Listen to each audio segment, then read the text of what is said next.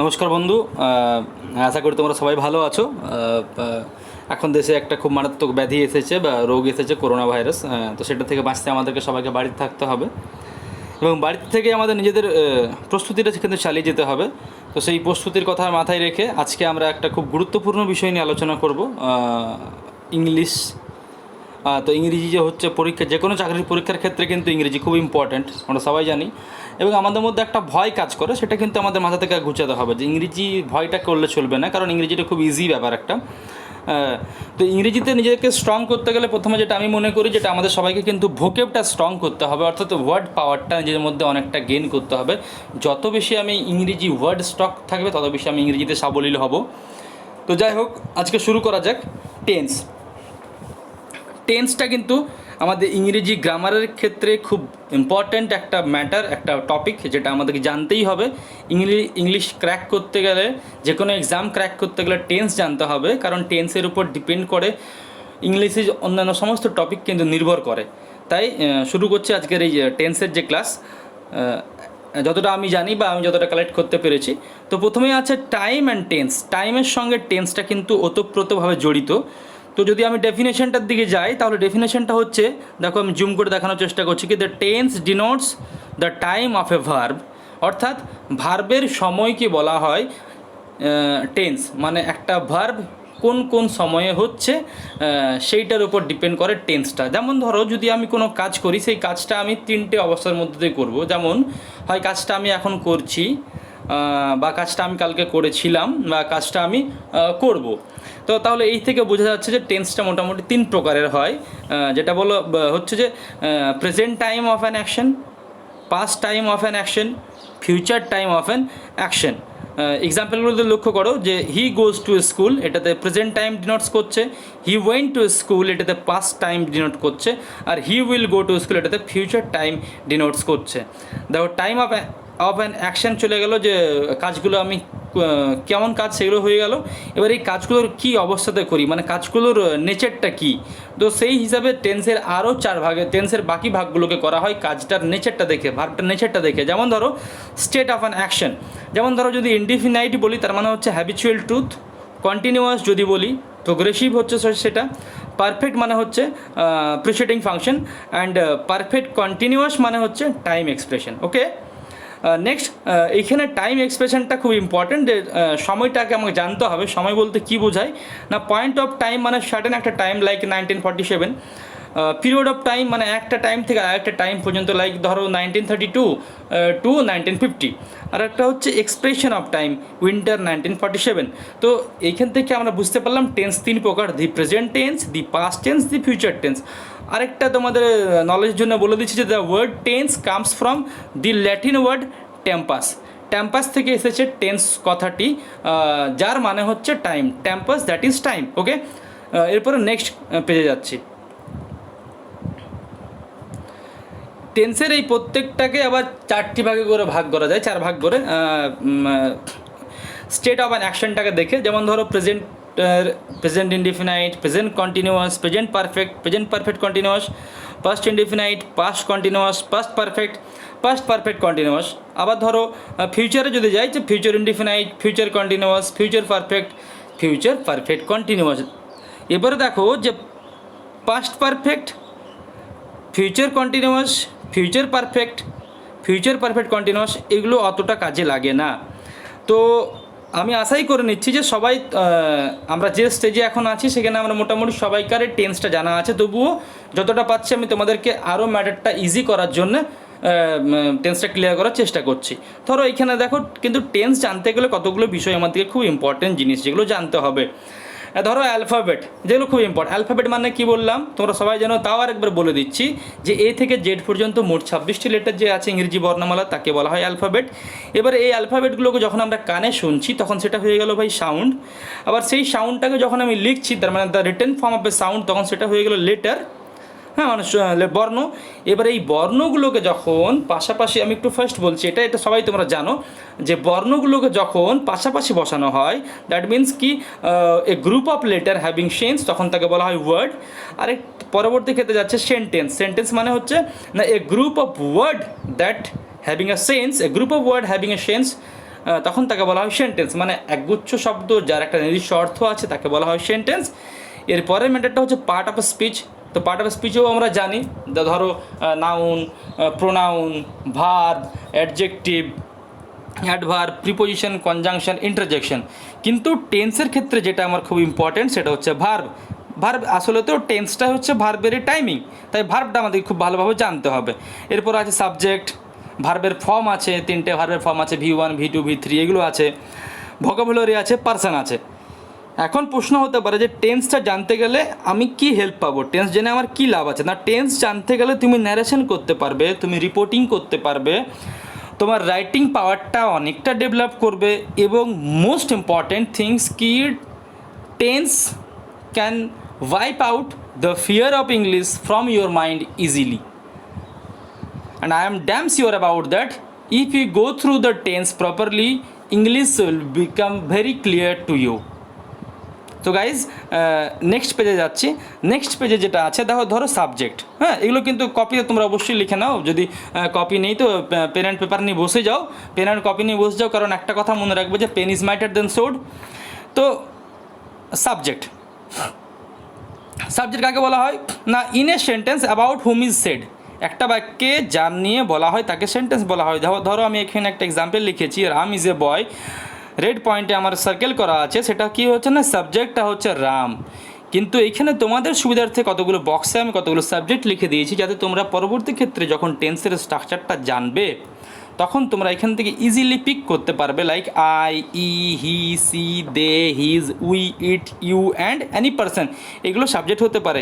এরপরে যাচ্ছে পার্সনটা হচ্ছে person of pronoun, like first person, second person, third person, আমি, আমরা, তুমি, তোমরা, সে, তাহারা, এগুলো আমরা সবাই জানি। এরপরে যাচ্ছে ভাই আমি ভার্বের নিয়ে। Verb is a word that denotes being, having or doing something. তো একটা ভার্ব ছাড়া কোনো দিন কোনো সেন্টেন্স গঠন হতে পারে না, তাই তো? তো এবারে টেন্সের ক্ষেত্রে কোন অক্সিলারি ভার্বগুলো আমাদের কাজে লাগে সেগুলো একটু আমরা লক্ষ্য করা যাক। ধরো দেখো, আমি পয়েন্ট নিয়ে দেখানোর চেষ্টা করছি, এগুলো সব আমার হ্যান্ড রিটেন নোটস। তো বি ভার্ব মানে হওয়া, এর প্রেজেন্ট ফর্মটা ইউজ করতে হবে অ্যাম, ইজ, আর।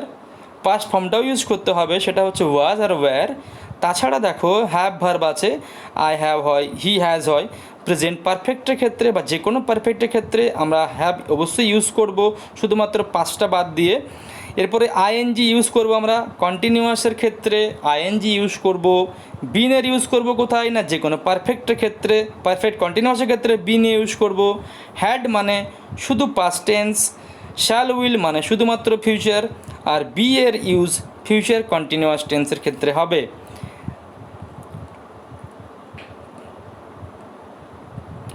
এরপরে দেখো ভার্ব ফর্মস, V1, V2 আর V3।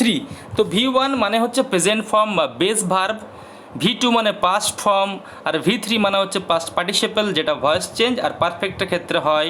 তো এখানে দেখো লেখা আছে do, did, done, go, went, গান, ঠিক আছে?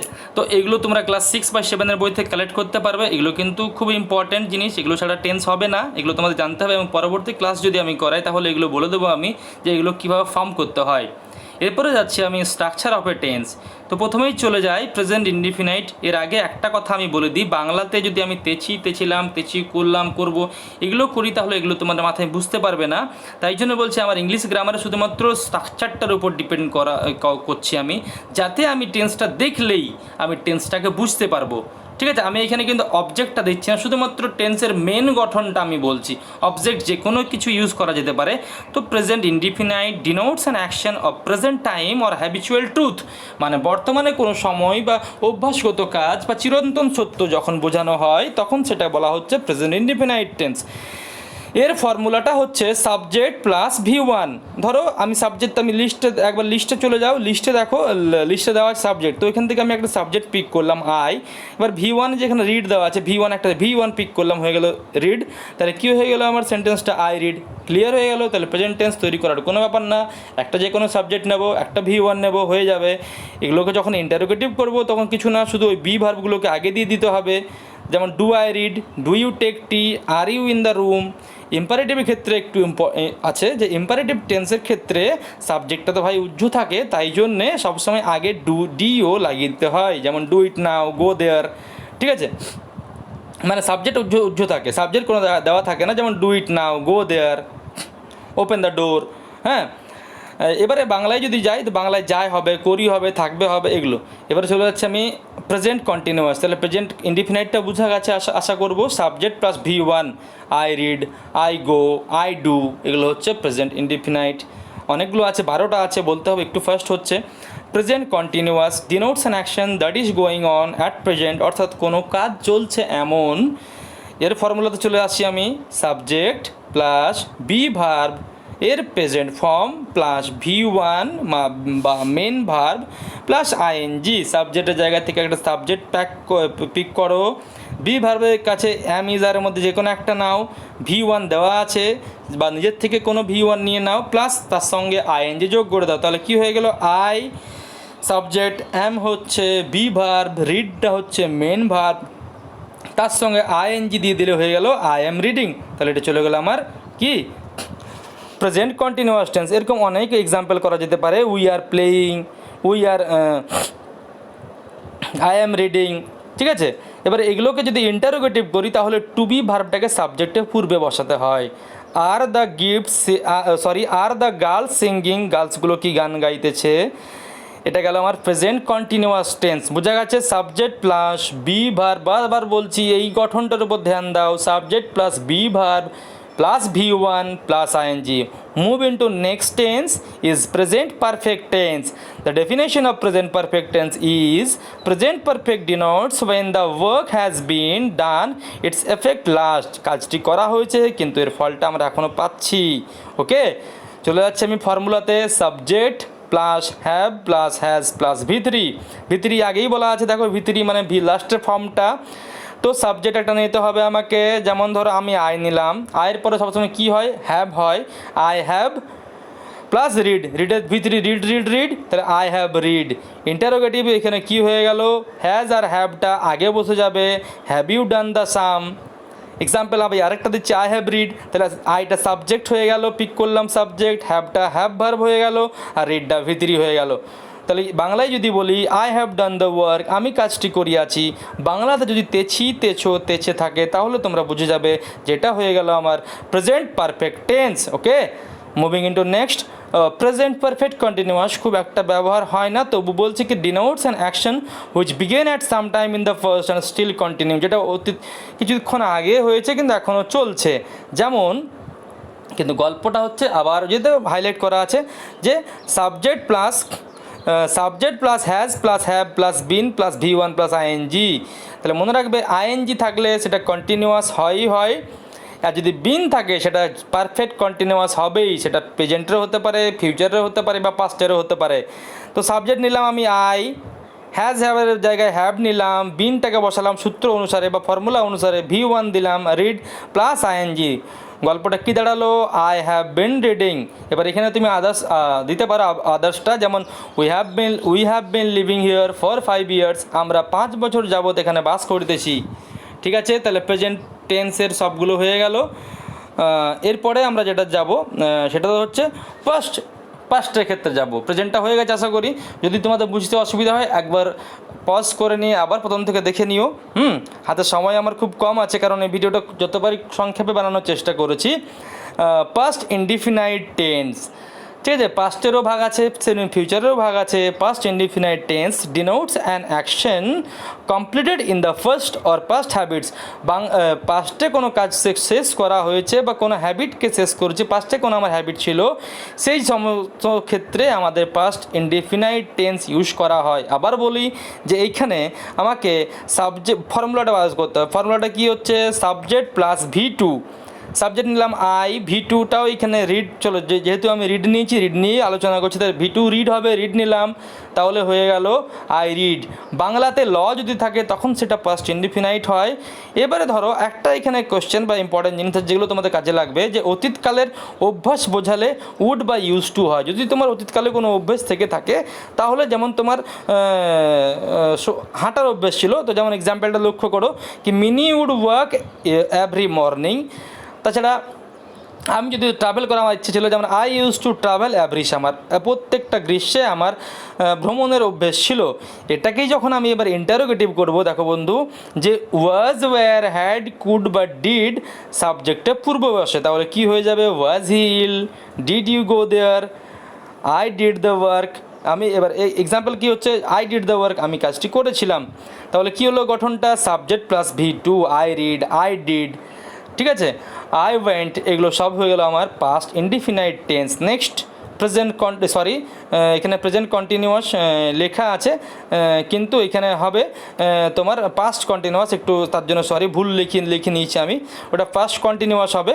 Denotes an action that was going on the past, যেটা আগে চলেছিল, পাস্টে চলেছিল, অতীতকালে চলেছিল। তেছিল, তেছিলাম, তেছিলে, এটা বাংলা ফর্ম, কিন্তু এর ফর্মুলাটা হচ্ছে সাবজেক্ট প্লাস বি ভার্বের পাস্ট ফর্ম। আমি আগেই বলেছি am is are, past form হচ্ছে ওয়াজ আর were, V1 plus ING, I was, তারপর ওয়াজ, ইজের থেকে was, read plus ING, I was reading. ইন্টারোগেটিভের সেম আছে, বি ভার্বের সাবজেক্টে পূর্বে বসে, ওয়াজ দ্য সান, যেমন example was the sun shining, I was playing football, এটা আমি ফুটবল খেলছিলাম, এটা হয়ে গেল আমার পাস্ট কন্টিনিউয়াস টেন্সের উদাহরণ। কী হচ্ছে? I was reading. প্রেজেন্টে যদি বলি আই এম প্লেয়িং, পাস্টটা হবে আই ওয়াজ রিডিং।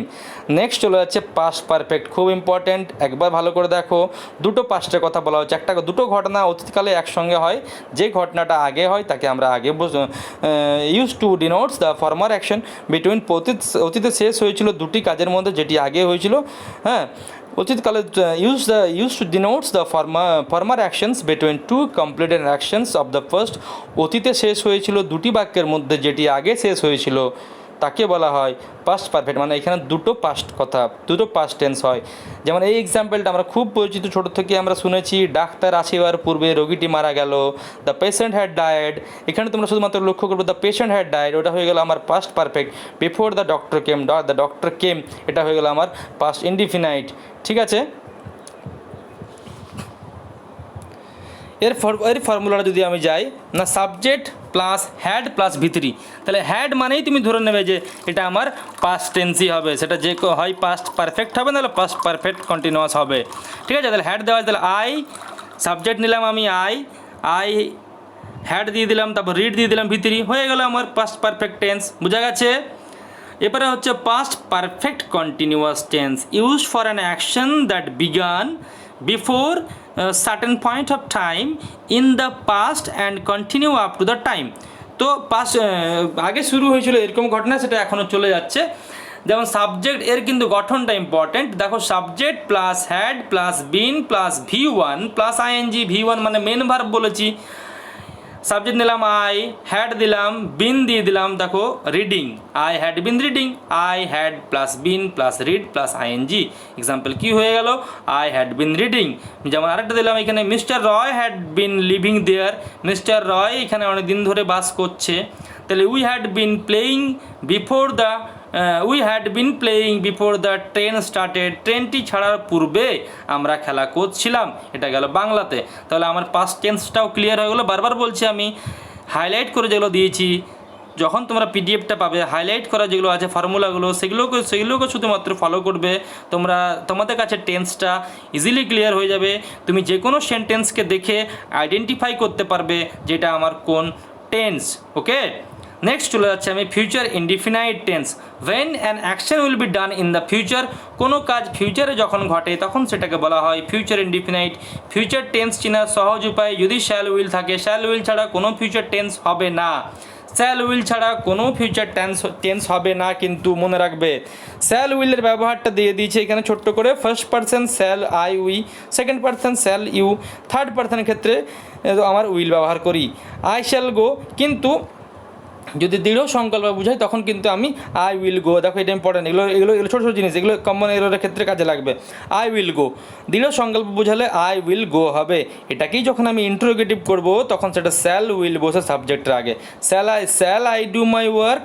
বোঝা গেছে? Future indefinite. এরপরে চলে যাচ্ছে আমি future continuous, denotes an action used that will be going on at some future point of time, যেটা আগামীকালের কিছুক্ষণ পর্যন্ত চলে যাবে। হ্যাঁ, ফর্মুলা সাবজেক্ট, এখানে নতুন একটা জিনিস এখানে দেখো, বিই, আমি আগেই লিখিয়ে দিয়েছি, বিই মানে হচ্ছে এটা শুধুমাত্র BE plus V1 plus ING. তাহলে কী হবে? আই দিলাম, শ্যাল দিলাম, বি দিলাম, রিডিং দিলাম। আগে একটু বলে নিই যে আই শ্যাল হয়, কিন্তু কখনো কখনো যদি আমাদের কনফার্মেশন থাকে, দৃঢ় সংকল্প থাকে, তখন সেখানে উইল লাগাতে হয়। ওকে, তো চলে যাচ্ছে এক্সাম্পলটাতে, I shall be reading. Interrogative করতে গেলে উইল ইউ বি রিপোর্টিং, এটা হবে। এবারে চলে যাচ্ছে আমি ফিউচার পারফেক্ট টেন্স, সেম গল্প, use to denotes the competition of an action by a certain time in the future. ফর্মুলাটা কী বলছে দেখো, ফর্মুলাটা ধ্যানটা দাও, subject plus shall will plus have plus V one, আগের মতন সবগুলো একই আছে, শুধুমাত্র একটু একটু চেঞ্জ লক্ষ্য করবে। যেমন I shall have done the work. Okay, যে কোনো পারফেক্টে ভিত্রি তো আছেই আমার, ভিত্রি ছাড়া এখানে আমি একটা, এইখানে দেখো shall plus have plus V one, এটাকে ভি থ্রি করে নেবে, একটু মিস্টেক হয়ে গেছে আমার, ভি থ্রি এটা করে নেবে, ঠিক আছে। এটা এই যে বারবার দেখাচ্ছে এখানে ভি ওয়ান করা আছে, এটা ভি থ্রি করে নেবে, এটা ভি ওয়ান করা আছে, এটাকে ভি থ্রি করে নেবে, দেখো পয়েন্ট করে দেখাচ্ছে আমি ভি ওয়ান, এটা ভি থ্রি করে নেবে। I shall have done the work before my father কেমস। Future continuous হয়ে গেল, এবারে ফিউচার পারফেক্ট কন্টিনিউয়াস, তাহলে হয়ে গেল যে subject plus shall will plus have plus been plus V one plus ING. Example কী হবে না, I shall have been doing. Okay, এখানে এক্সাম্পলটা আমি দিইনি। এরপরে তাহলে আমার সব টেন্সগুলো মোটামুটি দেখো, subject plus shall plus will plus have plus been plus V one plus ING. এবার আমি একবার সবগুলো বলে দিচ্ছি, দেখো যদি শ্যাল উইল থাকে তাহলে ফিউচার টেন্স হবে, আইএনজি থাকলে কন্টিনিউয়াস হবে, হ্যাভ থাকলে পারফেক্ট হবে, ভি থ্রি থাকলে পারফেক্ট হবে অবশ্যই, হ্যাড থাকলে পাস্ট টেন্স হবে, বিন থাকলে পারফেক্ট কন্টিনিউয়াস হবে। ওকে, এগুলো যদি থাকে তাহলে তুমি ইজিলি এই জিনিসগুলো মাথায়, কী কী বলছি, ধরো যদি আইএনজি থাকে তাহলে কন্টিনিউয়াস হবে, হ্যাড থাকলে পাস্ট টেন্স হবে, হ্যাভ থাকলে পারফেক্ট হবে, ভি থ্রি থাকলে পারফেক্ট হবে, বিন থাকলে পারফেক্ট কন্টিনিউয়াস হবে। ওকে, আর ইং থাকলে কন্টিনিউয়াস হবে। এবার ধরো টেন্স ইন এ গ্লেন্স, এটা দেখো দেখো প্রত্যেকটা দেওয়া আছে, প্রেজেন্টে 1 2 3 4 করে দেওয়া আছে। ধরো I do, I am doing, I have done, I have been doing. Okay, পাঁচটারও দেওয়া আছে, I did, I was doing, I had done, I had been doing, হয়ে গেল। এরপরে I shall be doing, I shall have done, I shall have doing, I shall have been doing, shall have been doing, বিনটা এখানে নেই, shall have been doing হবে। ওকে, তাহলে এগুলো গেলো আমার মোটামুটি টেন্স। এবারে এখান থেকে যে প্রশ্নটা আসছে, চলো এবার আমি শেখাচ্ছি টেন্সকে চেনার উপায়, টেন্সটাকে চিনব কী করে। ধরো আমি এখানে লিখলাম একটা সেন্টেন্স, ধরো আই ডু দিলাম, তো আই ডুটাকে আমি কী করে বুঝবো ভাই যেটা কোন টেন্স, প্রথমে আমি দেখো ইং দিই, দেখবো ইং মানে জানি তো কন্টিনিউয়াস, তো ইং নেই মানে এটা কোনো ধরনের কন্টিনিউয়াস নয়, হ্যাড নেই মানে কোনো ধরনের পাস্ট নয়, হ্যাভ নেই মানে কোনো ধরনের পারফেক্ট টেন্স নয়, বিন মানে কোনো ধরনের প্রেজেন্ট পারফেক্ট কন্টিনিউয়াস নয়, শ্যাল উইল মানে ফিউচার নয়। তাহলে বাঁচলো কটা ভাই আমার হাতে, তাহলে হয় এটি প্রেজেন্ট টেন্স হবে, না হলে পাস্ট ইনডিফিনাইট টেন্স হবে, হয় প্রেজেন্ট ইনডিফিনাইট নাহলে পাস্ট ইনডিফিনাইট। তো ডু দেওয়া আছে ভি ওয়ান, তাহলে কী হয়ে গেল, প্রেজেন্ট, ভি ওয়ান মানে তো প্রেজেন্ট, তাহলে এটা হয়ে গেলো প্রেজেন্ট ইনডিফিনাইট টেন্স। চলো নেক্সট টেন্সটা দেখো, আই হ্যাভ ডান, আইএনজি, তারপরে ধরো আই হ্যাভ ডান, আইএনজি দেখলাম কন্টিনিউয়াস নয়, হ্যাড দেখলাম পাস্ট নয়, বিন দেখলাম পারফেক্ট কন্টিনিউয়াসও নয়, শ্যাল নেই মানে ফিউচারও নয়, তাহলে হ্যাভ মানে পারফেক্ট জানি আমি, তাহলে এটা পারফেক্ট হবে, কোন পারফেক্ট হবে, তাহলে হ্যাড নেই মানে পাস্ট নয়, তাহলে এটা অবশ্যই আমার প্রেজেন্ট পারফেক্ট হবে। ঠিক আছে, তো এই গেল আমার মোটামুটি টেন্স। আশা করি তোমাদের ক্লাসটা ভালো লেগেছে। যদি কোনো অসুবিধা হয় তাহলে তোমরা বারবার ভিডিওটাকে পজ করে নিয়ে দেখে নিতে পারো, যেটা তোমাদের নিজেদেরই অনেকটা কাজে দেবে। এরপরে চলো আমি কতগুলো এক্সাম্পল তোমাদের জন্য রেডি